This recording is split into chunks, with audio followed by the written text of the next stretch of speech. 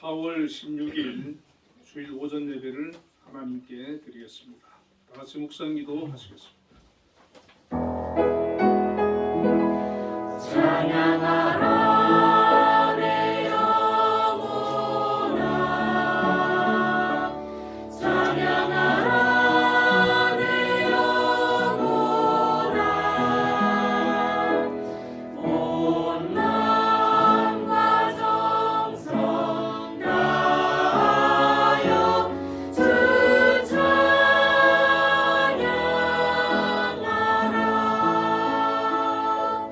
경배하라 내 영혼아,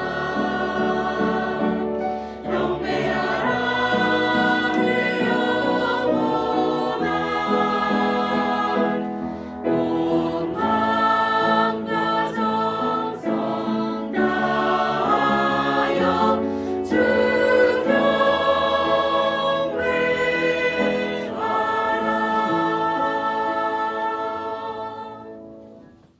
하늘에 계시는 주여, 내가 눈을 들어 주께 향하나이다.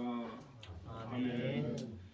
은혜와 사랑이 풍성하신 하나님 아버지, 오늘 저희들 하나님 앞에 예배자로 나왔습니다. 이곳에 함께하여 주시고 영광 받아 주옵소서. 예수님 이름으로 기도드리옵나이다. 아멘. 모두 일어나셔서 개회 찬송을 부르겠습니다.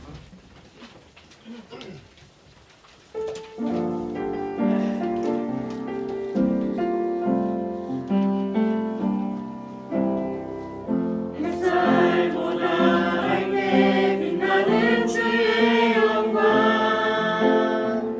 모든 어둠을 이치네.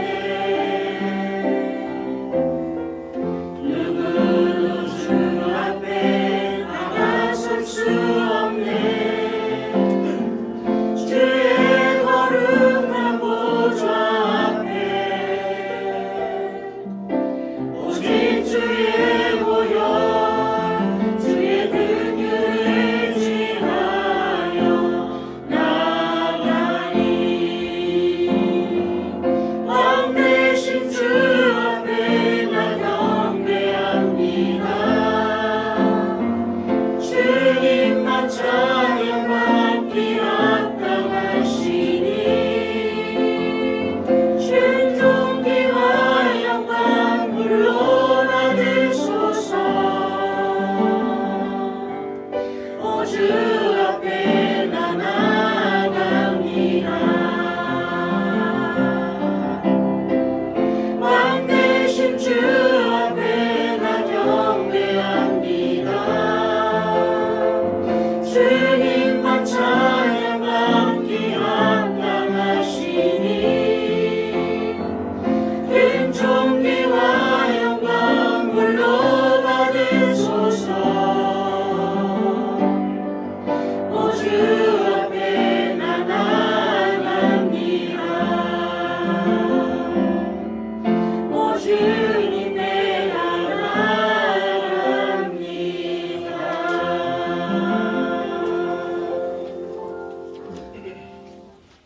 사도신경으로 신앙 고백하시겠습니다. 전능하사 천지를 만드신 하나님 아버지를 내가 믿사오며 그 아들 주 예수 그리스도를 믿사오니. 이는 성령으로 잉태하사 동정녀 마리아에게 하시고 본디오 빌라도에게 고난을 받으사 십자가에 못 박혀 죽으시고 장사한 이스라엘 만에 죽은 자 가운데서 다시 살아나시며 하늘로서 전능하신 하나님 우편에 앉아 계시다가 저희로서 산자와 죽은 자를 심판하러 오시리라. 성령을 믿사오며 거룩한 공예와 성도가 서로 교통하는 것과 죄를 사하여 주시는 것과 몸이 다시 사는 것과 영원히 사는 것을 믿사오나이다. 아멘. 성시교독 15번 시편 27편을 교독하겠습니다.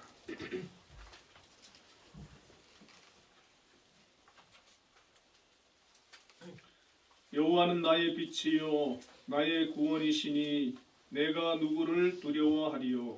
여호와는 내 생명의 능력이니 내가 누구를 무서워하리요. 악인들이 내 살을 먹으려고 내게로 왔으나 나의 대적들 나의 원수들이 그들을 공격하여 넘어졌도다. 군대가 나를 대적하여 진칠지라도 내 마음이 두렵지 아니하며 전쟁이 일어나 나를 치려 할지라도 나는 여전히 뛰어나리로다. 내가 여호와께 바라는 한 가지 일 그것을 구하리니 곧 내가 내 평생에 여호와의 집에 살면서 여호와의 아름다움을 바라보며 그의 성전에서 사모하는 그것이라.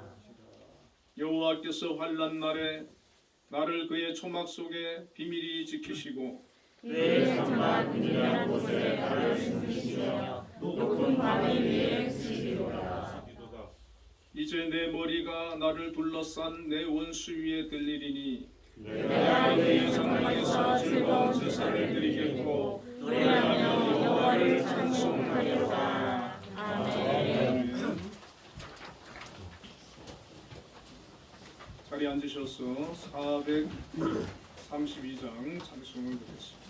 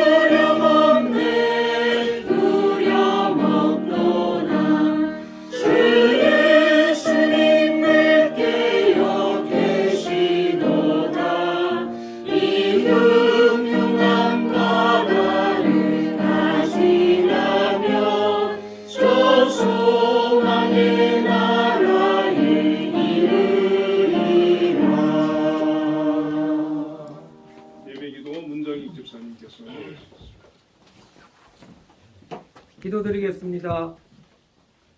사랑과 은혜가 풍성하신 아버지 하나님, 지난 한 주 부활의 기쁨을 함께 나누고 또한 평안한 한 주를 보내게 하시며 오늘도 변함없이 저희를 사랑하시어 거룩한 주일 주님의 전에 불러주시고 함께 예배할 수 있는 시간을 허락해 주심에 먼저 감사를 드립니다.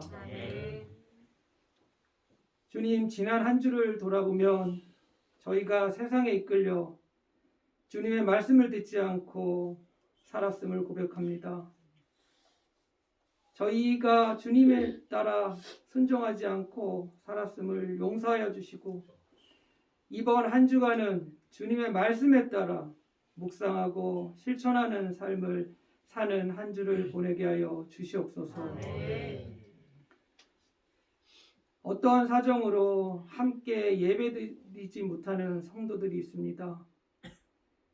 성도들에게 놓여있는 이런저런 문제들을 우리 주님만이 아시오니 풀리지 않는 문제들을 해결하여 주셔서 다음에는 함께 기뻐하며 예배의 기쁨을 누리게 도하여 주시옵소서.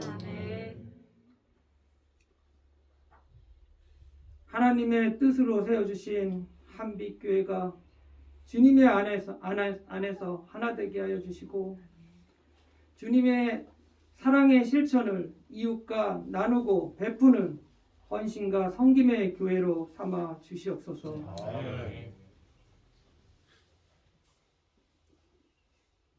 오래전에 이 동산을 역사하시고 언제나 사랑하시는 주님, 이 동산에 속한 각 기관들 하나하나 주님께서 기억하여 주시고 인도하여 주셔서 추진하는 사업들이 주님의 뜻 안에서 순조롭게 진행되게 하시고 쓰여지는 사업들마다 주님께 영광 돌리게 하여 주셔서 발전에 발전을 거듭하며 글로벌한 한빛으로 달려나갈 수 있도록 인도하여 주시옵소서.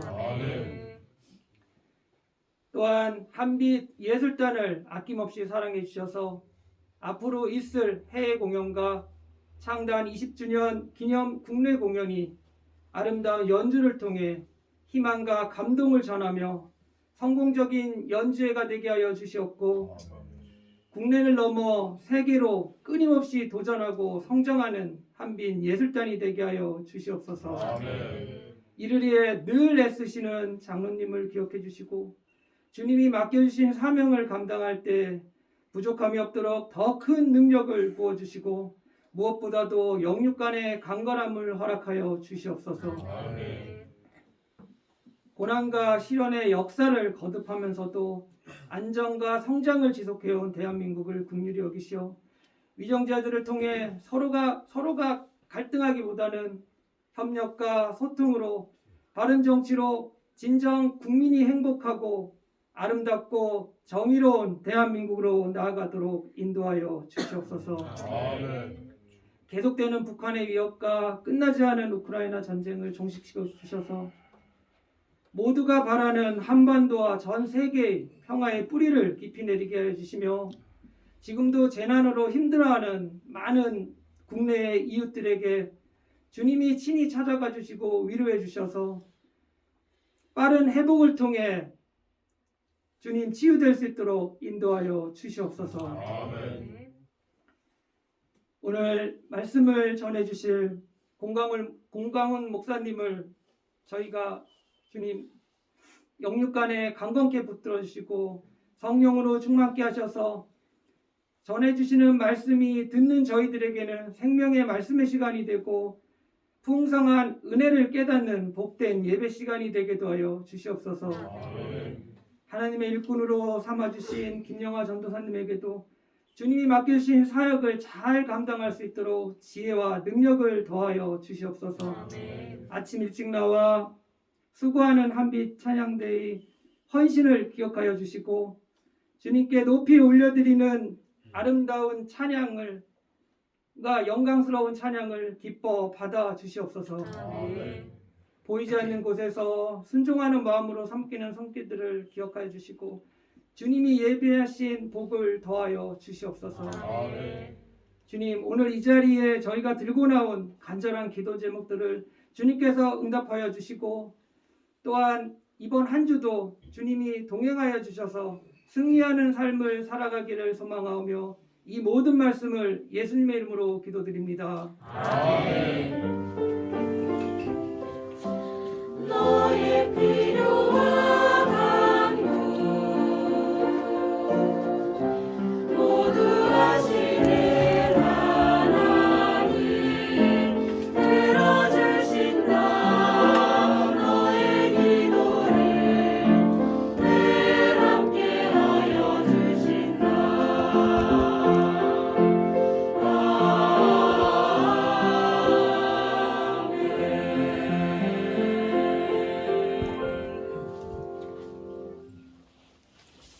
오늘 우리에게 주시는 하나님의 말씀은 구약성경 에스겔 1장 1절에서 3절까지 말씀입니다.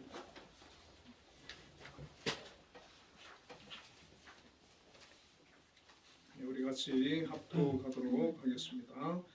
30째 해 넷째 달 초닷새에 내가 그발강 사로잡힌 자 중에 있을 때에 하늘이 열리며 하나님의 모습이 내게 보이니 여호야긴 왕이 사로잡힌 지 5년 그달 초닷새라. 갈대아 땅 그발 강가에서 여호와의 말씀이 우시야를 제사장 에스겔에게 특별히 임하고 여호와의 권능이 내 위에 있으리라. 아멘. 한비 찬양 내에서 찬양으로 하나님께 영광 돌리겠습니다.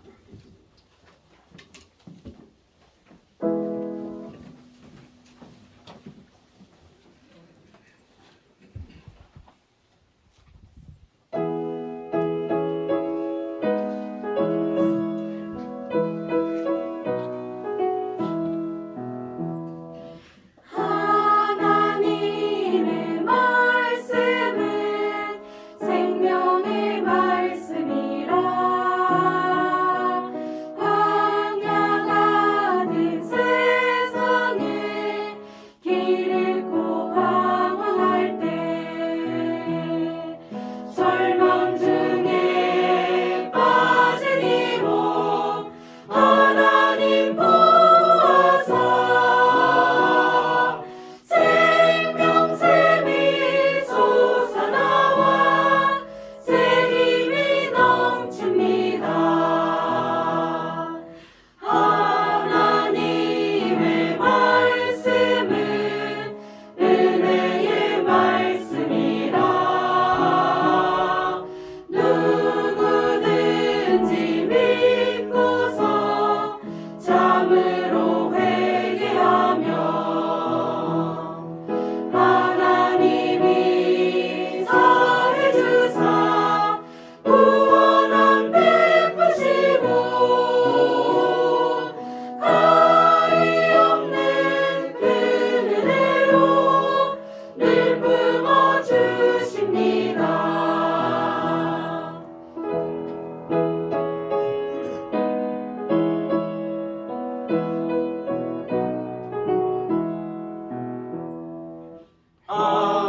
하나님의 말씀은 진리의 말씀이라. 믿음으로 지키어 자유를 얻게 되면 어려운 일 힘든 일도 안되이 할 수 있어. 온전하신 말씀으로 승리케 하십니다. 하나님의 말씀은 사랑의 말씀이라. 험한 세상 살 동안 언제나 돌보시고 변함없는 사랑으로 우리를 지키시어 하늘나라 이르도록 인도해 주십니다. 아멘. 우리 하나님께 영광의 박수를 올려드리겠습니다.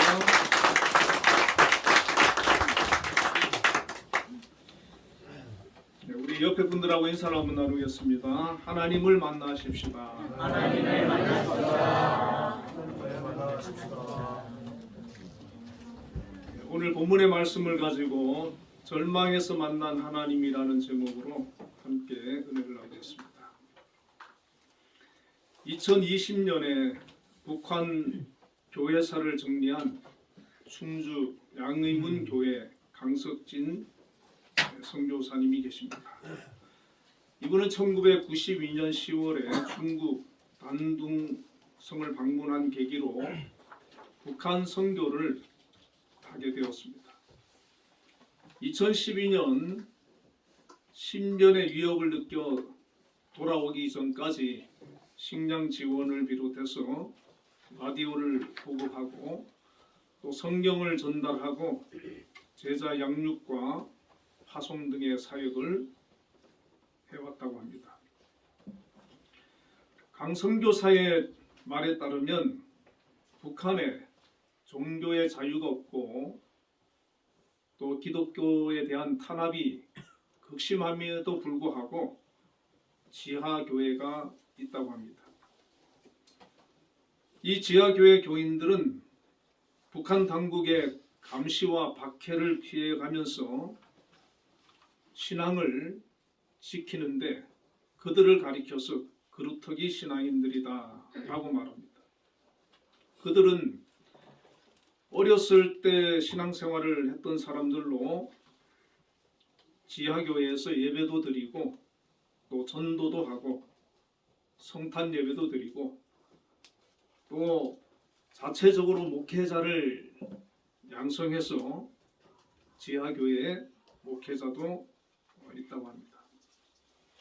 그런데 많은 사람들이 그렇게 신앙생활을 하다가 발각되게 되는 경우가 있는데 발각이 되면 정치 수용소에 수용되기도 하고 또 심한 고문을 받다가 숨지는 그런 경우도 있고 또 사형을 당하는 경우도 있다고 하는 것입니다. 자기의 목숨이 위태롭고 삶이 위험함을 알매도 불구하고 그들은 하나님을 예배하고 신앙을 선택했고 또 신앙생활을 지속하고 있다고 하는 것입니다.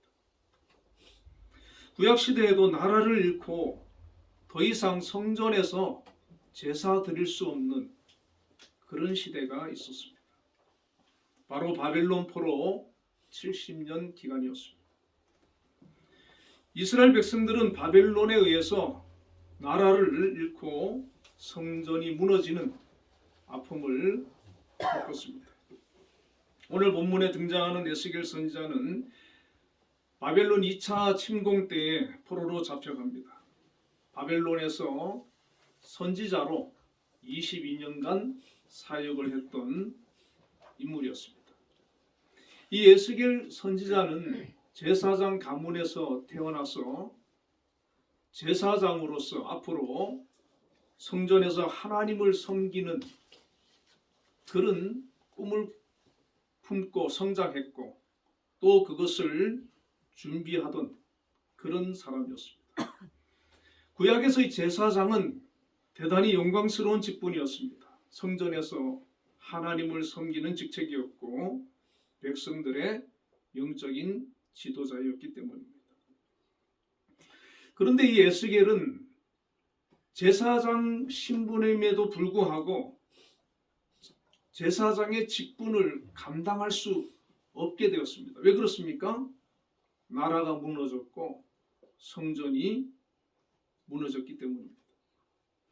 이 에스겔은 청소년기에 조국 유다가 바벨론에 의해 침공을 당하고 예루살렘 성전이 유리되는 것과 많은 사람이 잡혀가게 되는 것을 보게 되었고 본인도 25살의 젊은 나이에 바벨론에 포로로 잡혀갔던 것입니다.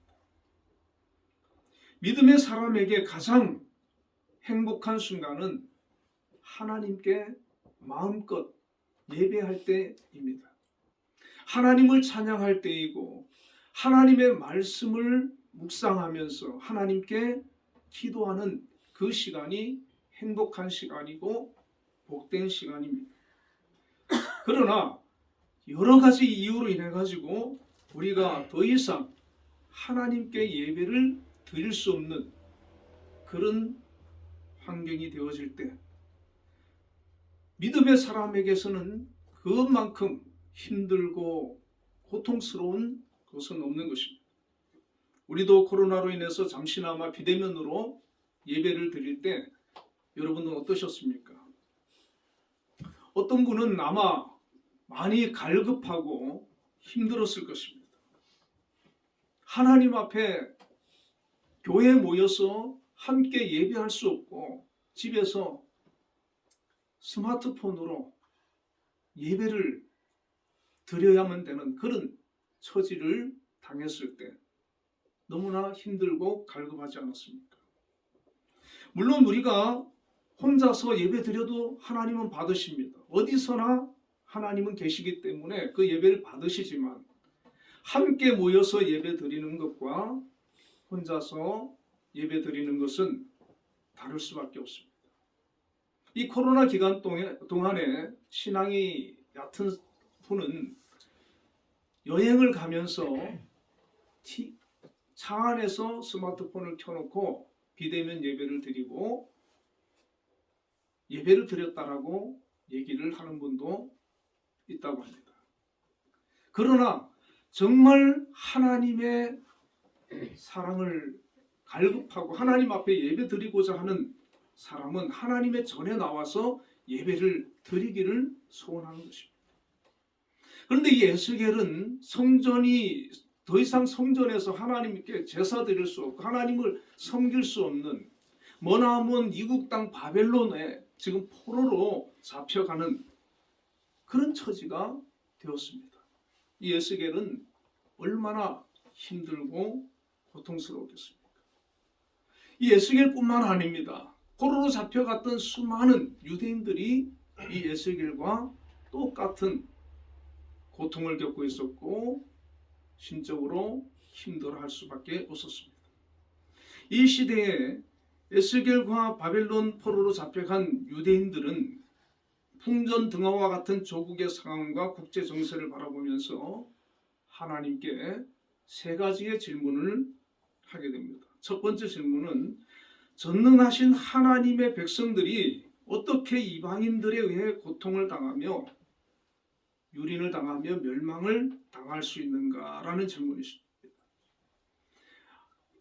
아무리 우리가 잘못했다 해도 우리가 하나님의 백성인데 하나님을 섬기는 자들인데 하나님을 알지 못하는 바벨론에 의해서 이방인에 의해서 우리가 이렇게 고통을 당하고 나라가 무너지고 성전이 회파되는 이 상황을 왜 하나님께서는 보고만 계십니까? 우리가 하나님께 성전에서 제사하고 하나님을 섬길 수 없도록 멀리 이국 땅에 이렇게 보내셔서 우리가 하나님 앞에 나아갈 수 없는데 왜 하나님께서는 그 상황을 두고만 보십니까? 라는 질문일 것입니다. 두 번째 질문은 과연 우리에게 소망이 있는가 하는 것입니다.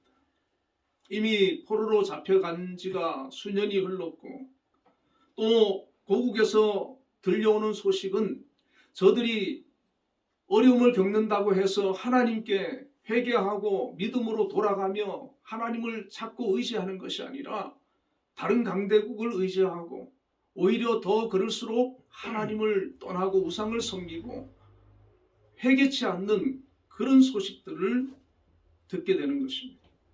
바벨론은 점점 더 강해져 가고 유다는 바벨론에 의해서 1차뿐만 아니라 2차에 걸쳐서 3차에 걸쳐서 결국에는 멸망당하는 그런 소식을 듣게 된 것입니다.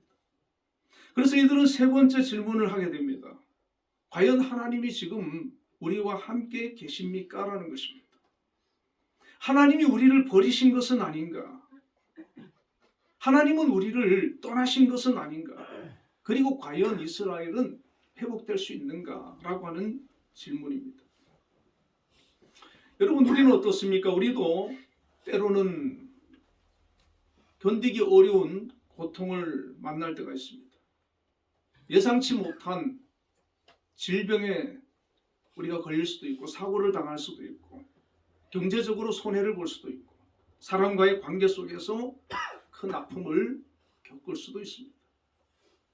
그때 우리도 이 유대인들처럼 하나님께 동일한 질문을 할 수 있을 것입니다.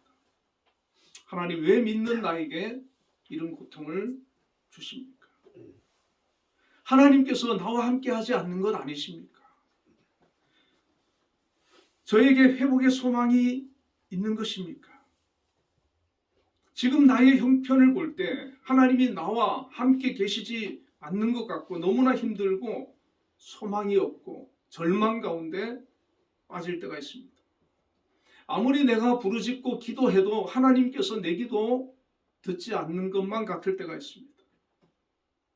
이럴 때는 예배의 자리도 기도의 자리도 나오기가 힘들어집니다. 예전에 김동호 목사님 말기생가 듣다 보니까 어느 집사님이 상담을 하는 얘기를 들어보니까 남편분이 병으로 돌아가셨어요. 돌아가신 지 몇 개월 안 됐다니까. 이분이 신앙이 좋으신 분이었는데 남편이 그렇게 돌아가시고 나니까 절망에 빠진 거예요. 더 이상 기도도 되지 않고 예배도 드리고 싶지 않다고. 어떻게 하면 좋겠느냐. 그렇게 질문을 상담을 하는 것을 들어보았습니다. 만일 우리에게 그런 문제가 닥쳤을 때 우리는 어떻게 대처를 합니까? 너무 힘들 때, 너무 고통스러울 때. 지금 이 에스겔은 나라가 무너져가는 그런 상황을 맞닥뜨린 거예요. 조국이 지금 깨어지는, 멸망을 당하는 그런 상황을 맞닥뜨린 거예요. 희망이 없고 소망이 없고 절망 가운데 빠진 거예요. 그러나 아무리 힘들고 어려워도 믿음의 사람들에게는 절망 가운데 벗어날 수 있는 길이 있습니다. 방법이 있습니다. 그것이 바로 에스겔 선지자가 보여줍니다. 에스겔은 이런 절망 가운데 어떻게 행동을 했습니까? 사람을 붙들고 자기의 생각과 자기의 마음을 토로하지 않습니다. 애써 모른 채 묻어두거나 덮어두려고 하지 않습니다. 이 절망적인 상황을 들고 그발 강가로 나아갑니다.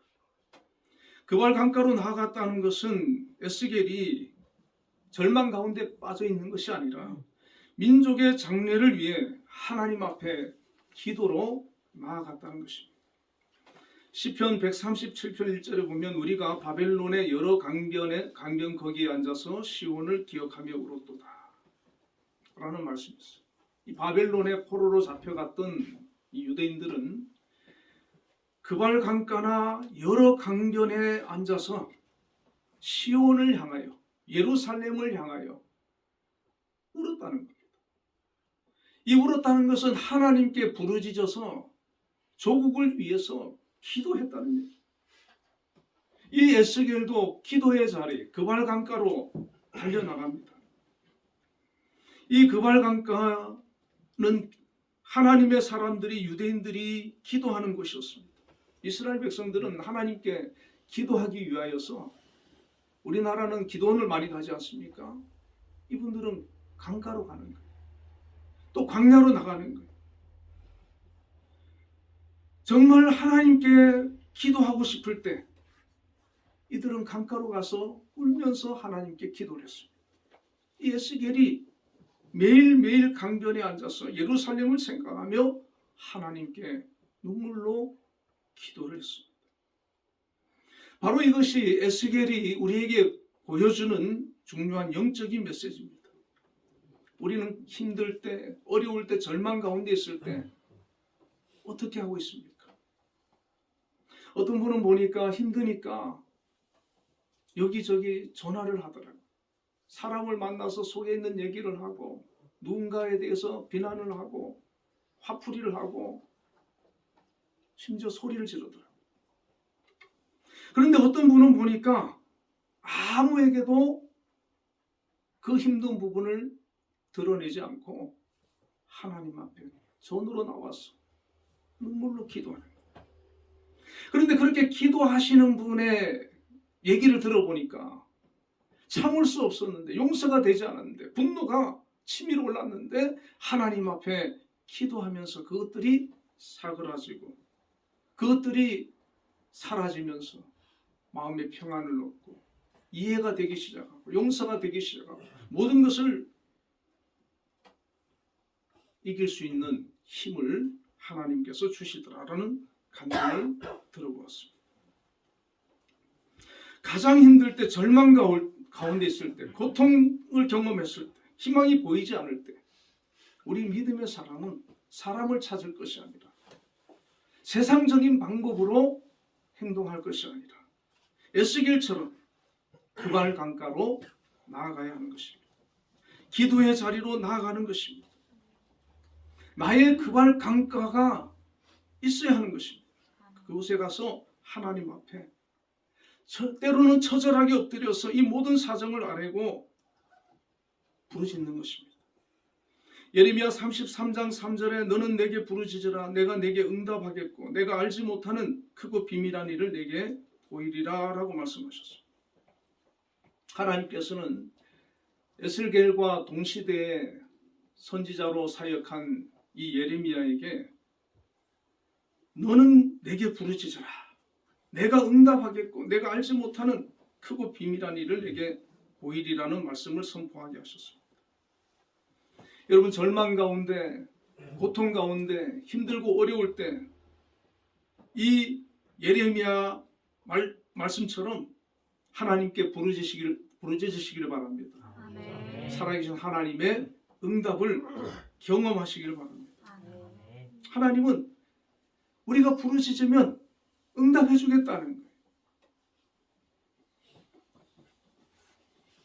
제가 아는 목사님 한 분이 여자분인데 이분이 혼자 되셔가지고 정말 아무것도 없이 교회로 오신 거예요. 예수도 안 믿는 분이. 그분이 교회를 나와서 진짜 오갈 데가 없으니까 교회에서 먹고 자고 교회에서 그냥 매일 지내시는 거예요. 그런데 뭘 하시느냐 하면 교회에서 계속 기도하고 성경 보고 기도하고 성경 보고. 그런데요, 정말 신앙생활도 안 하던 분이 계속 교회 와서 기도하고 성경 보니까 하나님께서 은혜를 주시고 은사를 주시고 성령을 부어주시는 거예요. 만나주시는 거예요. 완전히 영적인 사람이 됐어요. 성령의 사람이 됐어요. 믿음의 사람이 됐어요. 나중에 서울로 오셔가지고 교회를 개척하셨는데 성도가 한 500명 모이는 그런 교회를 하시더라고요. 세상적으로 아무것도 내세울 것 없는 그런 상황인데 하나님을 구하니까 하나님께서 만나주시는 거예요. 함께 해주시고 힘을 주시고 그의 길을 인도해 주시고 도와주시는 거예요. 책임져 주시는 거예요. 축복해 주시는 거예요. 이 에스겔은 포로로 잡혀와가지고 그발 강가에서 하나님께 기도하기 시작하는데 얼마나 기도했느냐면 5년을 기도합니다. 5년 동안 계속 기도하는 거예요. 민족의 상황을 보면서 나라와 민족을 위해서 기도합니다. 그러나 5년 동안 그 기도가 상달되지 않는 것 같아요. 하나님의 응답이 없는 것 같아요. 오히려 기도는 하지만 조국은 점점 더 어려워지는 그런 상황입니다.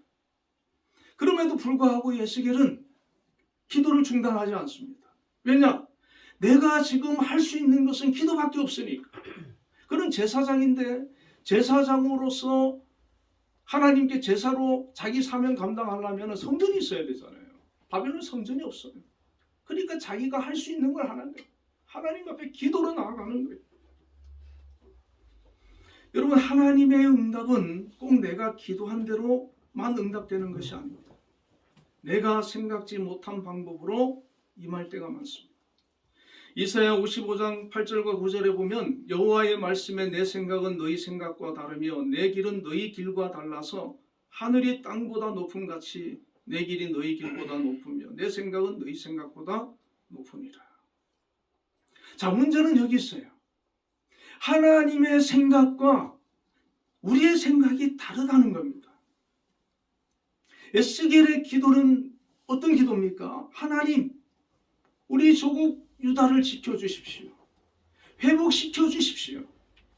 당장 바벨론의 그런 압제로부터 벗어나게 해주시고 나라를 지켜주십시오. 이것이 에스겔의 기도고 포로로 잡혀간 자들을 돌려주십시오. 돌려보내 주십시오.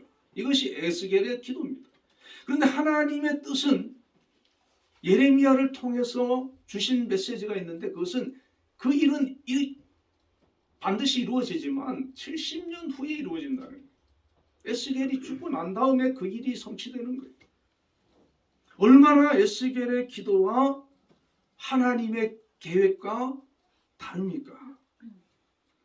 우리가 기도하면서 곤혹스러운 것이 바로 그 점 아닙니까? 나는 급합니다. 내 안에 소원이 있고 내가 원하는 것이 있습니다. 그런데 하나님은 아직 아니라 하시고 하나님의 계획이 있으시고 하나님의 뜻과 내 생각이 다를 때가 있습니다. 그때 우리는 기도가 응답되지 않는다고 좌절하기도 하고 낙심하기도 하고 기도해도 소용이 없구나 절망할 수가 있습니다. 그러나 정말 그럼에도 불구하고 우리가 계속 기도의 자리로 나가고 하나님을 신뢰하고 나아가게 되면 하나님께서는 우리의 생각을 하나님의 생각에 맞추어 주시고 내 뜻이 아니라 내 뜻이 관철되는 것이 아니라 하나님의 뜻을 깨닫게 해주시고 하나님의 섭리의 뜻에 내가 순종할 수 있는 믿음의 사람으로 우리를 변화시키고 바꾸어 가시는 것입니다. 그게 믿음의 사람으로 변화되어가는 과정인 겁니다. 기도하면서 내 마음의 기도 내용이 바뀌어질 때도 있습니다. 기도하다 보니까 내 생각이 붙들려 있던 어떤 내용이 바뀌어지기도 합니다. 기도하다가 내 뜻을 내려놓게 되기도 합니다. 새로운 관점에서 문제를 바라보기도 하고 하나님의 뜻을 발견하기도 합니다. 내가 바라보는 시선이 비관적이었는데 소망이 가득한 시선으로 바뀌기도 합니다. 이렇게 기도는 그 기도를 우리가 통해 가지고 하나님께서 우리 자신을 바꾸어 주시고 변화시켜 주시고 생각을 돌려주시고 내가 원하는 것이 이루어지진 않았지만 하나님의 뜻을 발견하게 하시는 것입니다. 그리고 이 기도가 중요한 것이 그 기도를 통해서 하나님께서는 어떤 문제를 통해서 우리를 기도의 자리로 부르시는데 그 기도를 통해서 우리가 자신도 모르게 성장하고 있다는 겁니다. 변화되고 있다는 겁니다. 믿음이 자라고 인격이 성숙하고 내가 더 큰 사람으로 하나님의 큰 사람으로 자라나고 있다는 겁니다. 바로 에스겔이 그런 경험을 한 거예요. 25살에 포로로 잡혀와가지고 5년 동안 그발 강가에서 나라를 조국을 바라보면서 자기 처지를 바라보면서 절망 가운데 그래도 그는 그발 강가에서 하루도 빠지지 아니하고 하나님 앞에 기도의 자리로 나아갈 때 하나님께서는 이 에스겔을 놀라운 믿음의 사람으로 성장해 시켜나갔던 것입니다. 에스겔은 그발 강가에서 하나님께 기도로 나아갈 때 놀라운 은혜를 경험하게 됩니다. 하나님이 기도에 응답해 주시는 거예요. 본문 1절에 30째 해 넷째 달 초닷새에 내가 그발 강가 사로잡힌 자 중에 있을 때에 하늘이 열리며 하나님의 모습이 내게 보이니 여호야긴 왕이 사로잡힌 지 5년 그 달 초닷새라 갈대아 땅 그발 강가에서 여호와의 말씀이 부시의 아들 제사장 나 에스겔에게 특별히 임하고 여호와의 권능이 내 위에 있으니라. 에스겔이 그발 강가의 기도의 자리에 나가지 않았다면 이 은혜는 그에게 임하지 않았을 것입니다. 그러나 이 에스겔이 하나님께 그발 강가에서 기도의 자리로 나아갈 때 하늘이 열리며 하나님의 모습이 그에게 보였다는 것. 그리고 하나님의 말씀이 이 에스겔에게 임했습니다. 여호와의 권능이 이 에스겔에게 임했습니다. 다시 말하면 하나님을 만난 거예요. 할렐루야. 하나님을 만난 거예요. 우리가 기도하면 하나님께서 만나 주시는 겁니다. 아멘. 성령이 우리 가운데 임해 주시는 겁니다. 아멘. 우리가 영적으로 그 세계를 깨닫게 되고 경험하게 되는 거예요. 하늘이 열리며 하나님의 모습을 보게 됩니다. 여호와의 말씀이 에스겔에게 임하고 권능이 임했습니다. 이 경험 없이 제사장으로서의 직분을 감당하는 에스겔보다 비록 제사장으로서 직분을 감당하지 못하지만 이 기도의 자리에서 하나님의 함께 하심을 경험한 이 에스겔은 전혀 다른 사람입니다. 하나님을 만난 에스겔은 더 이상 환경을 바라보지 않게 됩니다. 하나님만 바라보게 되는 거예요. 하나님의 사람이 되는 거예요. 하나님으로부터 모든 것을 공급받는 영적인 사람이 되는 겁니다. 이사야 40장 31절에 보면 오직 여호와를 앙망하는 자는 새 힘을 얻으리니 독수리의 날개치며 올라간 같을 것이요 다른 박질을 하여도 곤비치 아니하겠고 걸어가도 피곤치 아니하리로다. 하나님을 바라보고 하나님을 앙망하는 사람은 하나님께서 새 힘을 주신다는 겁니다.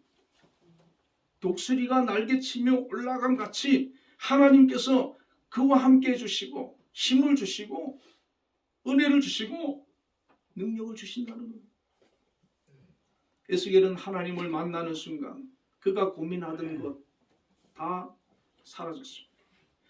그가 절망 속에 신음하던 것 다 해결됐습니다. 에스겔이 하나님을 만난 이후부터는 모든 인생의 문제를 하나님이 답을 갖고 계시는 걸 깨닫게 됩니다.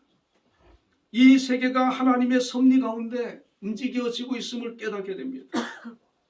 바벨론 포로 또한 하나님의 계획과 섭리 가운데 있는 것을 믿게 됩니다. 에스겔서에 에스겔은 그 모든 것들을 하나님의 섭리와 하나님의 계획 속에서 이루어지고 있다는 것을 기록하고 있는 겁니다. 우리 역시 수많은 어려움이 있지 않습니까? 이해되지 않고 받아들이기 어려운 것도 있을 수 있습니다.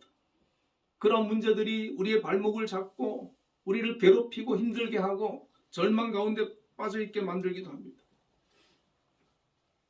우리가 에스겔을 통해서 배울 수 있는 것 단 한 가지, 기도의 자리로 나아가라는 것입니다. 거기서 하나님을 만나라는 것입니다. 내가 수년간 기도했는데 나 아직 하나님을 못 만났어요. 그러면 더 기도하시기 바랍니다. 에스겔처럼 하나님을 온전히 만나고 하나님을 경험하고 하나님을 바로 알고 하나님을 통하여서 모든 인생의 해답을 얻게 되시기를 바랍니다. 하나님을 만난 에스겔은 제사장에서 선지자로 부르심을 받게 됩니다. 제사장은 30살이 되면 공식적으로 제사장의 직분을 감당을 하는데 바벨론에는 성전이 없잖아요. 포로로 잡혀온 바벨론에서 그가 할 수 있는 일은 아무것도 없었습니다. 그는 단지 기도할 뿐이었습니다. 그런 그를 하나님께서 선지자로 부르셨습니다. 에스겔은 선지자로서의 사명을 감당하기 시작하는데 자신의 신세를 한탄하고 있는 것이 아니라 하나님께서 주시는 새로운 사명의 자리로 나아간 것입니다. 여러분, 하나님께서 우리에게 새로운 사명을 주실 때가 있거든요. 특별히 우리가 더 기도하면서 믿음으로 나갈 때 하나님께서 우리에게 어떤 사명을 주십니다. 그런데 그 사명이 결코 만만한 사명이 아니에요. 제사장의 사명이 직분이 훨씬 낫지 선지자의 사명은 아주 어려운 자리입니다. 왜 그렇습니까? 너무 많은 백성들이 하나님으로부터 마음이 떠나 있고 하나님을 온전히 섬기지 않거든요. 그러니까 그들이 하나님을 잘 섬기도록 권면해주고 가르쳐야 되고 교훈해야 되는데 이 백성들이 듣지를 않는 거예요. 다 잘 믿으면 선지자가 필요 없습니다. 안 믿을 때 선지자가 필요하거든요. 그러니까 이 선지자라고 하는 것은 굉장히 힘든 그런 사역이에요. 마치 선교사처럼. 자, 그럼에도 불구하고 우리가 이 에스겔이 만약에 그발 강가에서의 그 기도의 시간이 없었다면 그 순종 못합니다. 한다 해도 무너지고 말아요. 그러나 이 에스겔이 끝까지 그 사명을 감당해 내었거든요. 왜 그렇습니까? 그발 강가에서의 기도의 시간들이 있었기 때문에, 영적인 훈련, 단련되는 시간이 있었기 때문에. 이 선지자는 하나님의 말씀을 전하는 대원자입니다. 하나님께서 끊임없이 그 선지자에게 말씀을 주시는 거예요. 그 말씀을 전해야 돼요. 에스겔이 22년 동안 이 사역을 하게 되는데, 에스겔서 48장까지가 있는데 에스겔이 보면 수많은 환상들, 하나님의 말씀들을 기록해 놓았습니다. 이 에스겔서는 굉장히 영적이고 환상이 많고 신비적이기 때문에 정말 우리가 그냥 봐서는 무슨 말인지 몰라요. 주석을 가지고 우리가 하나하나 봐야 이해될 수 있을 정도로 굉장히 그런 영적이고 또 묵시적이고 종말론적인 그런 메시지들이 담겨 있어요. 이것은 무엇을 말합니까? 거의 요한계시록에 버금가는 그런 영적인 거예요. 그러니까 이 에스겔이 굉장히 영적인 사람이 됐다는 거예요. 그 모든 것들을 이해하고 소화할 만한 그런 사람이 됐다는 거예요. 에스겔은 하나님의 택한 백성이, 이 에스겔서에 기록된 말씀과 환상 중에서 우리가 한 세 가지만 살펴보면, 에스겔은 하나님의 택한 백성이 어째서 악한 이방인에게 멸망을 당했는가라는 첫 번째 질문에 대해서 이런 응답을 받게 됩니다. 에스겔서 36장 7절과 8절에 보면, 그러므로 주 여호와께서 이같이 말씀하시기를 내가 맹세하였은즉 너희 사방에 있는 이방인이 자신들의 수치를 반드시 당하리라. 그러나 너희 이스라엘 산들아 너희는 가지를 내고 내 백성 이스라엘을 위하여 열매를 맺으리니 그들이 올 때가 가까이 이르렀습니다. 하나님께서는 너희가 당한 수치를 내가 반드시 갚아줄 것이다 라고 말씀해 주셨어요. 이스라엘 산들이 가지를 내고 내 백성 이스라엘을 위하여 열매를 맺는 때 다시 회복되는 날이 있을 것이다. 이것을 에스겔에게 알려주셨어요. 예레미야는 1차 바빌론 포로들이 잡혀간 후 70년 만에 돌아올 것을 예언했는데, 이 에스겔도 마찬가지로 이 회복을 예언했습니다.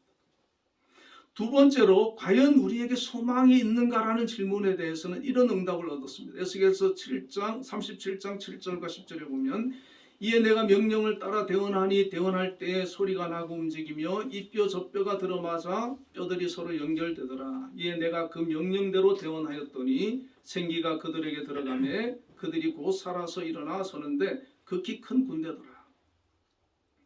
더 이상 소망이 없을 것 같은 상황에 대해서 하나님은 마른 뼈 환상을 보여주면서 그 마른 뼈가 살아나 생기를 얻어 군대를 이루는 그런 환상을 보여주셨습니다. 이 마른 뼈는 소망 없음을 상징하고 생기는 생명, 곧 소망의 회복을 상징하는데, 이 마른 뼈처럼 죽은 것 같은 이 백성이 장차 다시 살아나고 회복된다고 하는 소망을 보여주십니다. 세 번째로는 하나님이 여전히 우리와 함께 계시는가라는 질문에 대해서 이렇게 응답하십니다. 에스겔 43장 5절에 영이 나를 들어 데리고 안뜰에 들어가시기로 내가 보니 여호와의 영광이 성전에 가득하더라. 그 사방의 합계는 18,000척이라. 그날 이후로 그 성읍의 이름을 여호와 삼마라 하리라. 하나님께서는 엄청난 규모의 성전을 보여주시면서 그 새로운 성전과 그 가운데 하나님 앞에서 온전히 아름다운 제사와 예배를 드리는 장면을 보여주시고, 또 그것을 완성하신 후에 그 성 이름을 여호와 삼마라고 하는데, 이 삼마는 하나님께서 거기 계신다 그런 뜻입니다. 내가 너희 가운데 함께 있다는 것입니다. 그래서 이 에스겔은 단순히 이스라엘의 회복만 예언하는 것이 아니라 미래에 있을 회복과 새 성전에 관한 메시지와 더 나아가 종말론적 예언을 담고 있습니다. 이 에스겔은 그발 강가에서 5년 동안 기도함으로써 이 모든 것들을 하나님으로부터 받아서 기록하는 그런 영적인 사람이 되었다면 우리도 이 에스겔처럼 하나님께 기도의 사람으로 기도의 자리에 나아감으로 말미암아 적어도 하나님의 말씀이 기록되어져 있는 것을 읽고 이것을 이해하고 이것을 믿음으로 받아들이고 이것을 내 삶 속에 적용하고 또한 전하는 그런 삶을 살 수가 있어야 되지 않겠습니까? 에스겔 정도는 못하지만 그래도 우리도 이것을 믿음으로 받아들이고 이해할 수 있는 그런 영적인 믿음은 우리에게 있어야 되는 것입니다. 지난주 우리는 부활절 예배를 드렸습니다. 우리 주님께서 사망 권세를 이기시고 부활하셨고 죄로 인해서 소망이 없음을 알고 절망하는 인류를 구원하시기 위해서 우리 주님께서 이 땅에 오셨고 우리를 구원하시기 위해 십자가에 대신 죽으시고 부활하셨습니다.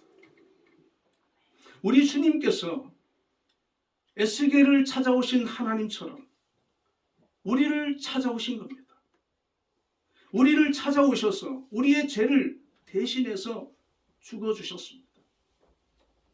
이제는 에스겔을 만나주신 그 하나님께서 성령 하나님으로 우리 가운데 날마다 우리 신령 가운데도 와 계시지만 날마다 우리와 만나기를 소원하고 계십니다. 우리보다 더 간절히 우리가 기도의 자리에 나아가면 하나님께서 우리를 만나고 내가 너와 함께 해주시고 너의 삶을 내가 인도해 가겠다라고 말씀을 해주고 계시는 것입니다. 그러므로 우리도 조금만 힘을 내면 기도의 자리로 나아가면 하나님을 찾고 구하고 하나님을 바라보면 하나님께서 우리와 함께 해주심을 나와 함께 해주심을 나의 삶을 인도해 가심을 우리가 경험하게 될 줄로 믿습니다. 에스겔이 살아계신 하나님을 그발 강가에서 만난 이후로 이렇게 달라졌다면 오늘 우리의 삶 속에서도 살아계신 하나님을 만나는 그 경험을 통해서 우리가 더 큰 믿음의 사람으로 나아가게 되는 그런 은혜가 저와 여러분에게 있기를 축원을 드립니다. 우리 함께 기도하겠습니다. 에스겔처럼 우리의 문제와 민족의 장래를 위해서 기도하시고 특별히 성령 하나님의 임재를 하나님을 만날 수 있는 그런 은혜를 달라고 우리 한빛재단과 한빛교회와 한빛재단 모든 구성원들의 신앙과 건강과 가정을 위해서 우리 함께 기도하도록 하겠습니다.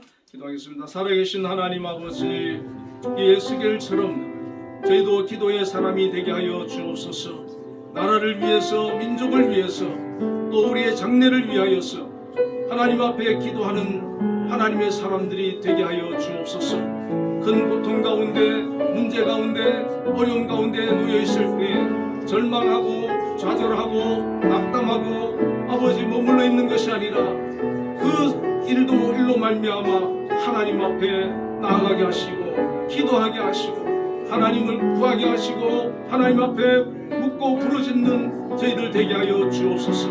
에스겔이 기도할 때 하나님께서 임하여 주시고 만나 주시고 그에게 새로운 사명을 주시고 그를 통하여서 에스겔을 사랑하는 위대한 선지서를 기록하게 하시고 하나님께서 그를 한 시대에 크게 들어 사용하여 주셨던 것처럼 오늘 우리의 삶 가운데 역사하여 주시고 임하여 주시고 우리를 변화시키는 놀라운 은혜를 경험하는 귀한 역사가 있게 하여 주시옵소서. 영적인 사람, 믿음의 사람, 성령의 사람이 다 되게 하여 주시옵소서.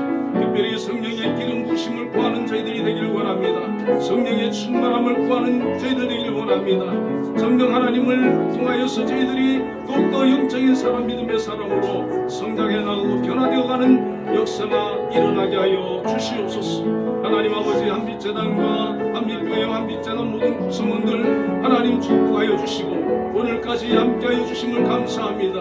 모두 성령의 사람이 되게 하시고 정말 믿음의 사람이 되게 하시고 하나님의 사람으로 온전히 설 수 있도록 붙들어 주시고 인도하여 주시옵소서. 모든 아버지 구성원들의 가정과 자녀들 또 하는 모든 일들 위에 복을 주시고 저들 삶을 지켜주시며 인도하여 주시옵소서. 동행하여 주시옵소서. 예수님 이름으로 기도드리옵나이다.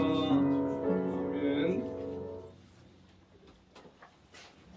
응답 찬양 300장.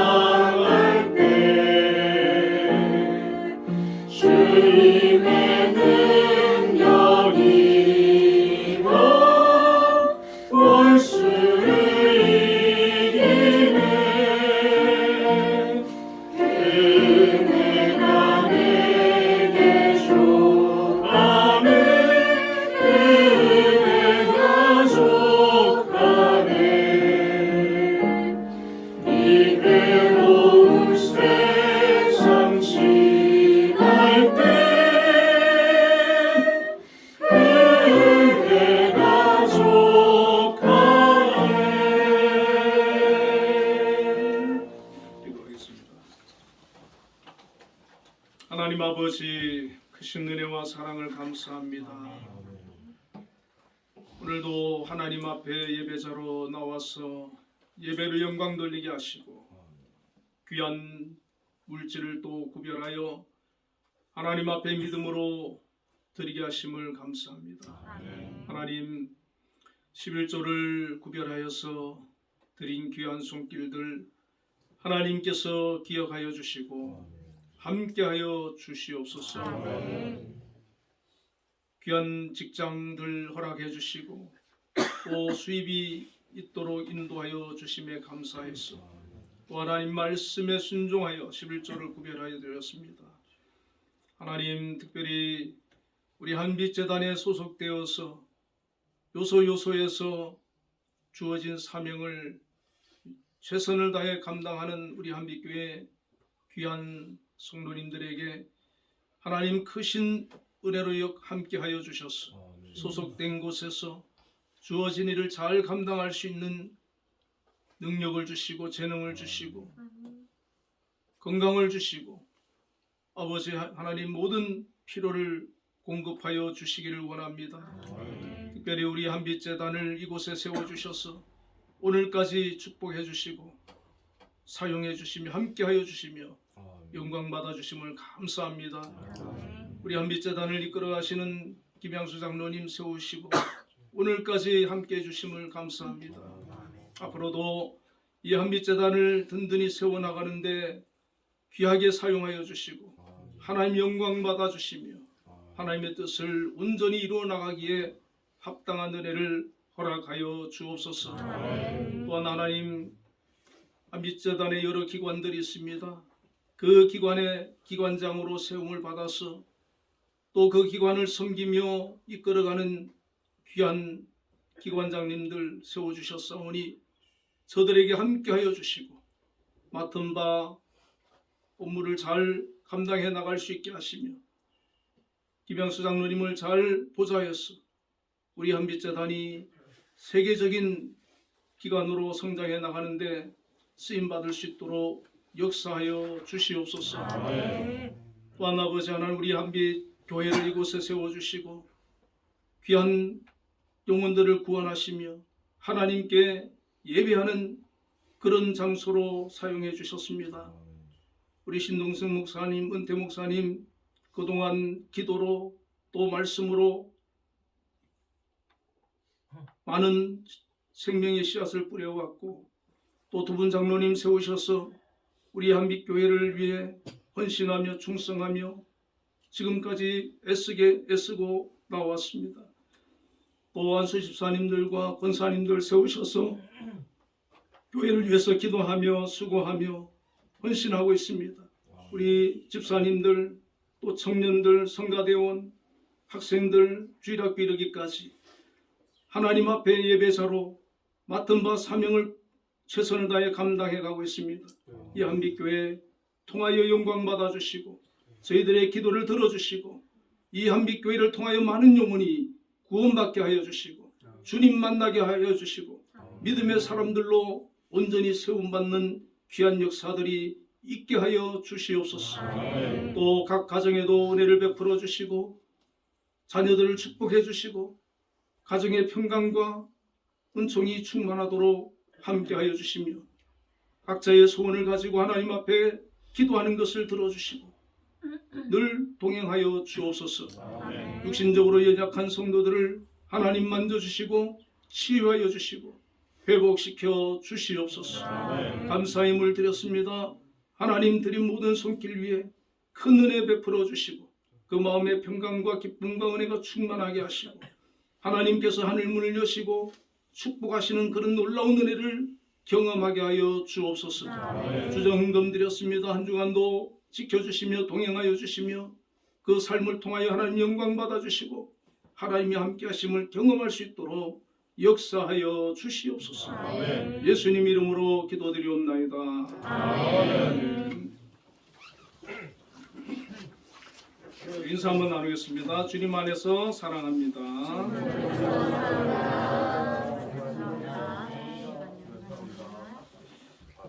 우리 장정수 권사님께서 오랜만에 이렇게 교회를 나오셨어요. 우리 박수로 환영하겠습니다. 앞으로 매주 나오시는 것이죠. 예, 감사합니다.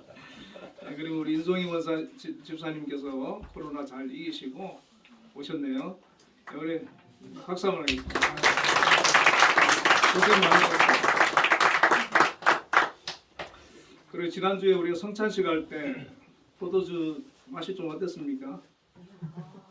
전에가 좀 달랐죠?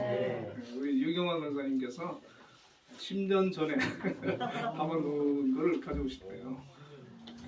앞으로 뭐 양이 많아서 한참 쓴다 그러니까 계속 좀 부탁. 돼요 그거. 저기 잘 보관해라. 그래서 알고 가가지고 감사합니다. 그리고 지난주 계란 다 받아가셨나요? 네. 우리 여전도에서 또 특별히 우리 차연아 집사님 담당하셔가지고 준비를 해주셨습니다. 우리 또 감사 박수 하겠습니다.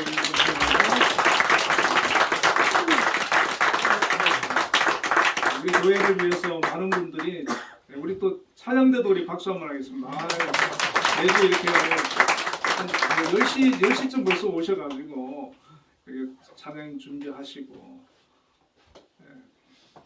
너무 감사합니다. 목사님 예, 말씀하셨어요? 예. 우리 저기 교회 축하할 일이 있어요. 아 그렇습니까? 우리 전 장로님 네. 우리 따님 네, 아주 수연이가 네. 현대 화상해제 보험에 네.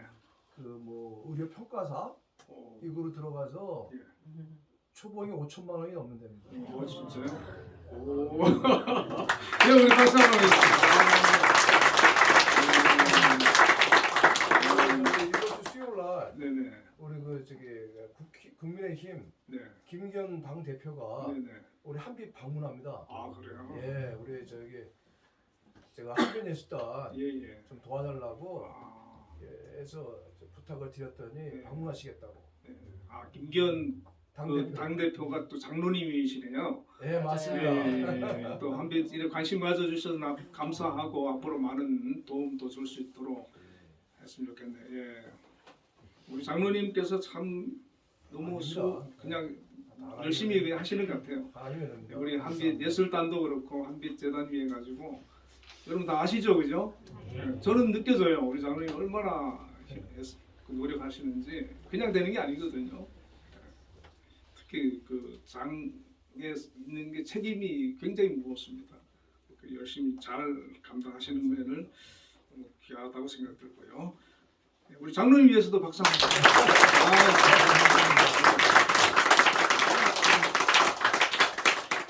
우리 모두 일어나셔서 635장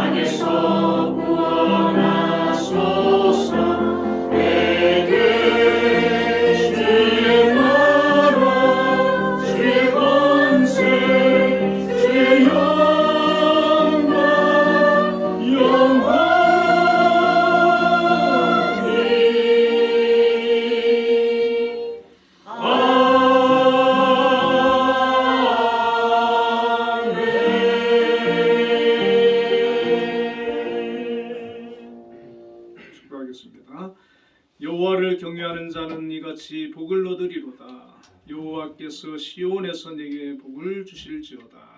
아멘. 지금은 우리 주 예수 그리스도를 은혜와 하나님의 크신 사랑과 성령님의 교통하심 그리고 하나님 앞에 나와 예배로 영광 돌린 우리 한빛교회 모든 성령들 위해 지금부터 영원까지 함께 계시기를 축원하옵나이다. 아멘.